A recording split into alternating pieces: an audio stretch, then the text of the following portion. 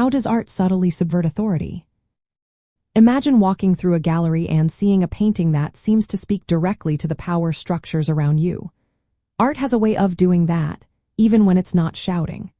Throughout European history, artists have used their work to quietly challenge those in charge. They don't always do it with loud slogans or protests. Instead, they hide their messages in symbols, stories, and clever visuals that only some people might understand.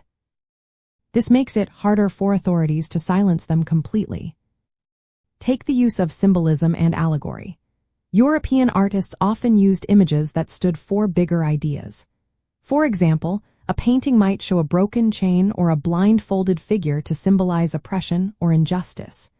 These images let artists criticize rulers or social issues without directly naming names. One famous example is Théodore Géricault's The Raft of the Medusa. It shows a tragic shipwreck, but it also hints at government failure and neglect without explicitly blaming anyone. Art can also stir emotions and moral feelings. Pablo Picasso's Guernica is a powerful piece that shows the horrors of war. It doesn't say, "War is bad" with words, but the chaotic, anguished figures make viewers feel the pain and cruelty. This kind of emotional impact spreads a message that criticizes violence and authoritarian regimes without risking direct censorship. In the aftermath of World War II, European artists started experimenting with new styles like abstract art and conceptual art. These styles don't tell a clear story but instead challenge viewers to interpret them. Their ambiguity makes it difficult for governments to control or suppress these works because they resist simple explanations. Artists use these styles to question official narratives and social norms subtly. During times of repression, especially under communist regimes in Eastern Europe, artists often showed their work in secret or in hidden places.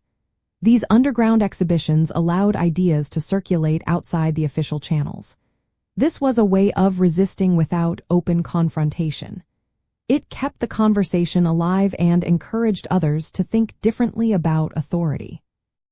Some artists also combined art with activism. They created pieces meant to involve the public or provoke discussion. This could be through performances, murals, or community projects. By doing so, they expanded the reach of their message beyond galleries and museums, making it part of everyday life.